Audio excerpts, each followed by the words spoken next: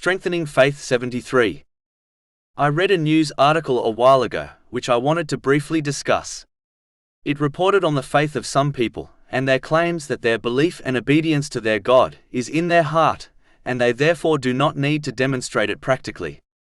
Unfortunately, this foolish mentality has infected many Muslims who believe they possess a pure, faithful heart, even though they fail to fulfill the obligatory duties of Islam, something which is easily doable, as Allah, the Exalted, does not charge a person with a responsibility they cannot fulfill.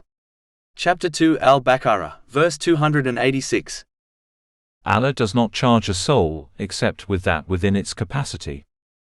The Holy Prophet Muhammad, peace and blessings be upon him, has clearly declared in a narration found in Sunan Ibn Majah, number 3984, that when one's spiritual heart is pure, the body becomes pure, which means their actions become correct.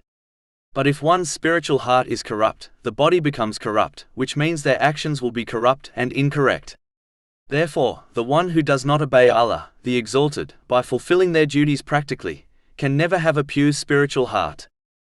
In addition, disbelief can be a literal rejecting of Islam or through actions, which involves disobeying Allah, the Exalted, even though one believes in Him. This can be clearly understood by an example. If an unaware person is warned by another of an approaching lion, and the unaware person takes practical steps to obtain safety, they will be considered someone who believed in the warning given to them, as they adapted their behavior based on the warning. Whereas, if the unaware person does not practically change their behavior after being warned, people will suspect that they do not believe in the warning given to them, even if the unaware person verbally claims belief in the warning given to them.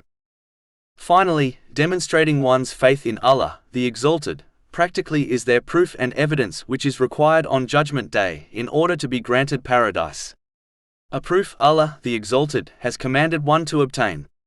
Not having this practical evidence is as silly as a student who hands back a blank exam paper to their teacher, claiming their knowledge is in their mind, so they therefore do not need to write it down by answering the exam questions.